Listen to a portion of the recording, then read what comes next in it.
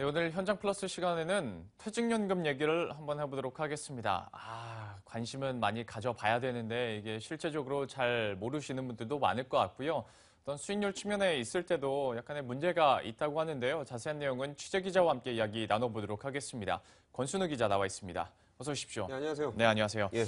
퇴직연금, 예. 먼저 수익률이 사실 어떤 상품이든 좋아야 되는 건데 예. 퇴직연금의 수익률이 그만큼 또 중요한 이유가 있을 거잖아요. 이것부터 한번 딱 확정을 짓고 넘어가 보죠. 그러니까 제가 그 퇴직연금 수익률 낮다는 기사를 뭐 매년 꾸준하게 써오고 있어요. 예. 근데 퇴직연금은 좀 이렇게 그 안정성, 노후자금이기 때문에 안정성이 중요한 상품이라 수익률이 전부라고 할 수는 없습니다. 그런데 수익률이 낮아도 너무 낮아요. 그리고 2014년 기준으로 했을 때는 퇴직연금 수익률이 2.9%였는데 수수료가 한 0.8% 정도 되거든요. 그럼 한 2%, 2.1% 정도 되는데 그러면 그 사실 예금 금리만큼도 안 돼요. 그러면 그냥 예금하지 뭐하러 연금에다 집어넣겠어요. 예. 그때 당시에 국민연금 수익률이 한 5.25% 정도 됐는데 국민연금에 욕 엄청 먹잖아요. 근데도 이제 양반입니다. 근데 차이가 있다면은 퇴직연금은 전체 한 100조 정도 되는 자산의 한 92%가 뭐 예금이나 네. 원금보장 보험 이런 데 들어가 있어요. 근데 국민연금은 뭐 해외 가서 부동산도 하고 주식도 그렇죠. 하고 뭐 그렇게 다변화를 해놓으니까 네. 한 군데서 깨먹어도 뭐 나머지에서 또 만회를 하면서 수익률을 올리고 있는데요. 네. 그리고 좀 낮은 수익률을 개선을 하려고 이제 정부에서 대책을 발표를 많이 했는데 이게 수익률이 별로 안 나오면 이게 사람들이 굳이 그거를 쳐다볼 이유가 별로 없잖아요. 그래가지고 좀 정말 피부로 와닿게 하는 거는 이제 위험을 좀 감수해 보니까 좀 수익률이 좀 나오더라라고 해야 좀 이쪽으로 좀 전환이 될 수 있을 것 같아서 저는 수익률을 좀 중요하게 보고 있습니다. 예.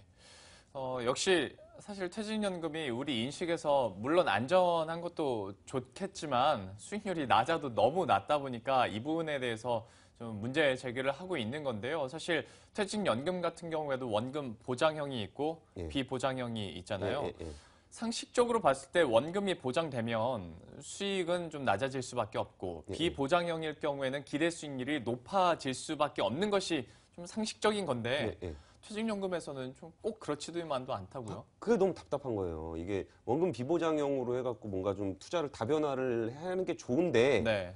아니 원금 보장형보다 실적에 따라서 달라지는 비보장형이 수익률이 더 낮으면 누가 하겠어요? 누가 그걸 하겠어요. 예. 그러니까 제도를 맨날 개선을 해봐야 원금 보장형의 수익률이 더 높은 상황이 자꾸 이어지니까 아무리 해도 안 되는 거예요. 근데 네. 예를 한번 들어볼게요. 그러니까 이게 솔직히 금융회사들 입장에서는 괜히 그 뭐 이것저것 투자했다 깨먹어서 욕먹는 것보다 그냥 원금 보장해갖고 거기도 안정성이에요. 그런데 수수료는 뭐 계속 나오는 거니까 예. 금융회사들도 적극적으로 좀 하지 않았던 측면이 좀 있고요.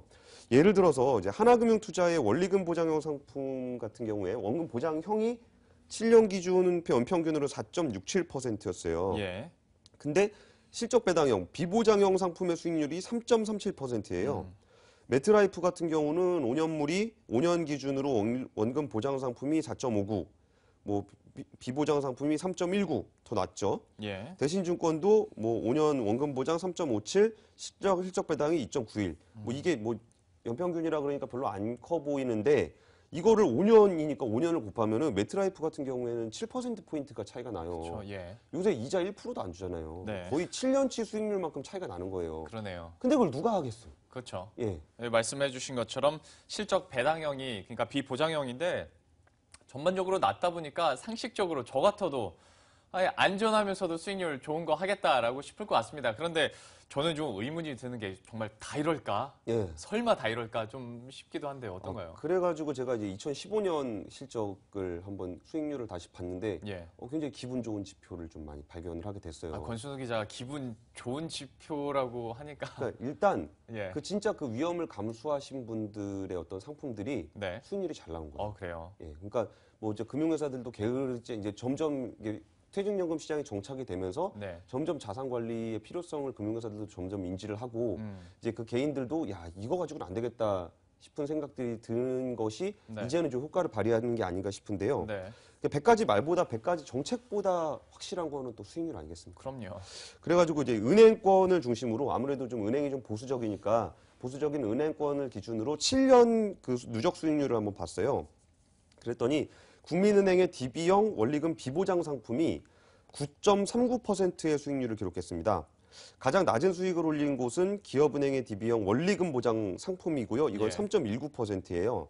그러니까 7년으로 환산을 해보면은 국민은행 상품은 무려 65%나 돼요. 그리고 기업은행 상품은 그 어디야 22%밖에 안 돼요. 예. 그러면은 어떻게 금융회사가 얼마나 더 잘 관리를 하고 그 개인이 잘 신경을 썼느냐에 따라서 수익률 격차가 무려 43%나 됩니다. 네. 이렇게 되게 되면은 이제 사람들도 점점 그 수익이 좀 장기적으로 가니까 좀 수익률 차이가 나는구나. 그리고 나면 또 금융회사들도 비교가 너무 적나라하게 되는 거예요. 그렇죠. 야, 우리 이거 대충 원리금 보장에 넣어놨다가 수수료만 받고 이런 구조가 안 되겠구나 하는 측면에서 좀 의미가 좀 있어 보였어요. 그리고 원금 보장 상품 수익률은 평균 한 3.55% 정도 되는데 높아봐야 3.9, 낮으면 3.1 이 정도 됐고요. 예. 원리금 비보장 상품 같은 경우에는 평균 한 6.8% 정도 되는데 구외환은행 여기 좀 효율성이 좀 떨어지는 조직으로 좀 유명하죠. 거기는 5.77%로 가장 낮고 예. 국민은행은 9.39%로 가장 높았습니다. 네. 이제는 점점 시간이 지날수록 어떤 금융회사가 어떻게 관리하느냐에 따라서 그 고객들에게 주는 수익률이 분명히 차이가 나고 있다는 것이 드러나고 있습니다. 그래요. 긍정적인 부분이 그러니까 이제 뭔가 상식적으로 변해가고 네, 상식적으로 있다. 변하고 있는 거예요. 예, 상식적으로 변하고 있다라는 건데요. 그런데 저는 여기서 한 가지 또 태클 아닌 태클을 걸자면 예. 퇴직연금이에요. 다른 돈도 아니고 예. 이제 마지막 보루로 받은 돈인데 그러면 좀 안전자산에 조금 더 하는 게 낫지 않을까. 예. 그러니까 너무 비보장, 수익률만 좋다고 비보장형 상품에만 뛰어드는 것도 좀 무리가 아닐까라는 생각도 들거든요. 그러니까 저도 이제 항상 그런 기사를 쓸 때 그런 비판에 항상 직면해 있는데 그리고 이제 몇 가지 제가 수익률을 집착하는 이유를 몇 가지 설명을 드리면은 네. 첫 번째는 너무 많아요 비보장형 상품이.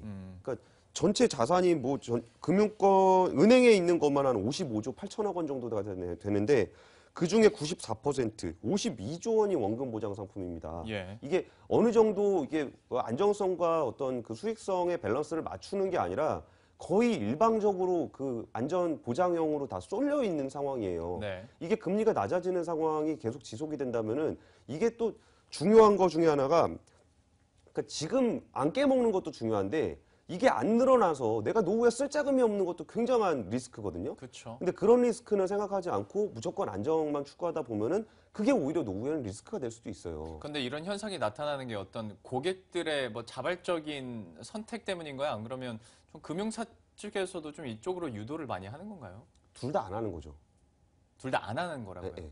그러니까 은행들도 금융회사들도 정말 자산 관리를 잘해서 이분의 노후를 정말 든든하게 지켜줄 수 있게 내가 열심히 해서 수익률을 높여줄 거야. 그런 것도 아니고 라는 생각을 하기보다는 예. 이거 어차피 묶인 돈 아니야. 그냥 수수료만 그러니까 받고. 의무적으로 가입한 돈이니까 아, 굳이 해서 깨먹으면 욕먹으니까 예. 적당하게. 그리고 또 반대로 또 하나의 측면은 장기 상품이다 보니까 네. 이걸 잘 못해요. 자산 관리를. 예. 역량이 안 되는 거죠. 예. 그런 측면이 좀 있고 그 사람들도 그 투자 상품을 다 일일이 신경 쓰는 게 어렵잖아요. 그렇죠. 그러니까 그냥 뭐 안전하게 모아놓으면 옛날 생각하는 거예요. 옛날 금리 좋을 때 저축 모아놓으면 예금하는 돈 되더라. 것처럼. 예. 네, 그런 약간의 서로 간의 무관심이 좀 있었고요. 예. 그리고 퇴직연금이 좀 그 비보장형 상품이 위험하다라고 생각하시는 분들이 착각 아니면 오해 중에 하나가 위험은 그 돈을 깨먹는 것만 위험이 아니에요. 네. 그러니까 위험이라는 건 이제 변동성이거든요. 그렇죠. 내가 언젠가 깨먹었을 때 거기서 끝날 경우 손실이 확정되는 경우가 위험한 거예요. 네. 근데 퇴직연금 같은 경우는 장기 상품이잖아요. 네. 그러니까 언제 올라갈 때도 있고 내려갈 때도 있고 이게 어느 정도 장기로 가다 보면 그런 게 상쇄가 돼요. 그렇죠. 그러니까 퇴직연금이니까 더 안전하게 하기 위해서 예금으로 쭉 해야 되는 거 아니냐라고 생각하시는 분들이 보지 못한 부분은 네. 장기 상품이기 때문에 약간의 변동성이 있더라도 장기적으로 봤을 때는 그런 변동성 위험들이 상쇄가 된다는 거예요. 네. 그러니까 퇴직연금 같은 경우에는 조금 더 그러니까 내가 당장 써야 되는 뭐 2년 후, 3년 후에 써야 되는 돈을 위험하게 운용을 하다가 딱 그 자기가 손해를 보는 시점에 팔아야 된다. 이럴 때는 굉장히 위험할 수가 있는데 어차피 20년을 넣어야 되는 상품이에요. 네. 근데 그거를 뭐 단기적인 수익률만 보고서 야, 이거 위험하지 않나? 단기적인 손실만 보고 아, 이거 거봐. 이래서 안 돼. 라고 생각하실 필요는 없는 것 같습니다. 예. 그리고 여기에 전제 중에 하나가 아까 금융회사 제가 문제를 지적을 해드렸잖아요. 네. 금융회사들이 열심히 해줘야 돼요. 당연한 건데. 예, 당연한 건데 예. 아까 말씀드렸잖아요. 묶인 돈이라고 생각하고 그분들은 수수료만 받으면 되니까. 그러게요. 예. 그러니까 굳이 그렇게 할 필요가 더 없었어요. 근데 이런 것들이 성과가 드러나고 수익률 격차가 벌어지고 하면 고객들의 선택도 달라지고 예. 금융회사들도 결국 긴장을 할 수밖에 없는 상황이 될 것 같습니다.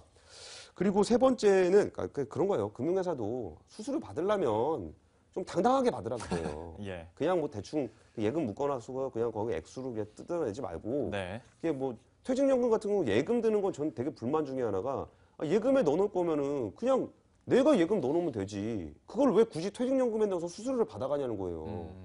그럴 거면 나라에서 거기 세제 혜택은 왜 주며 예. 세제 혜택 줘갖고 금융회사 수수료 주는 거밖에 안 되는 거거든요. 네네네. 그걸 가지고 자기가 고객을 위해서 수익률을 올리고 포트폴리오 조정을 해주고 그리고서 고객들이 만족하고 수수료를 받아가요.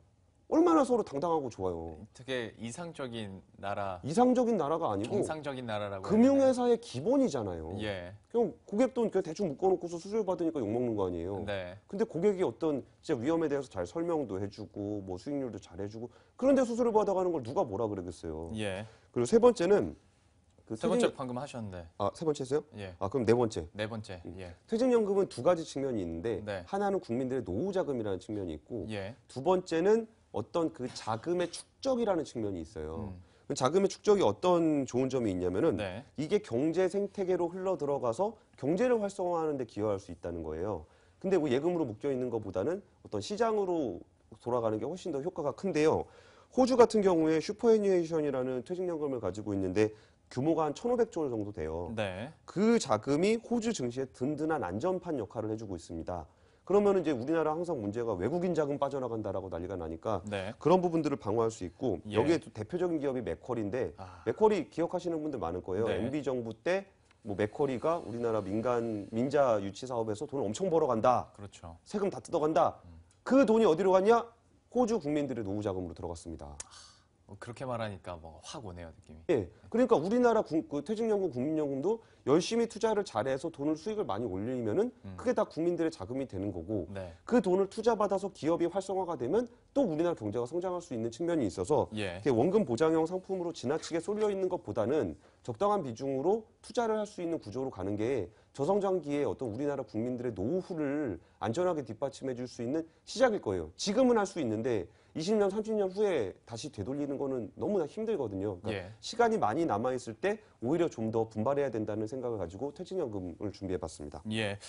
역시 뭐 계속해서 몇 년째 이 퇴직연금 수익률에 대한 부당한, 그러니까 비정상적인 흐름에 대해서 많이 얘기를 한 만큼 또 여러분들도 이렇게 보시면서 그 마음이 전달되셨을 것 같은데요.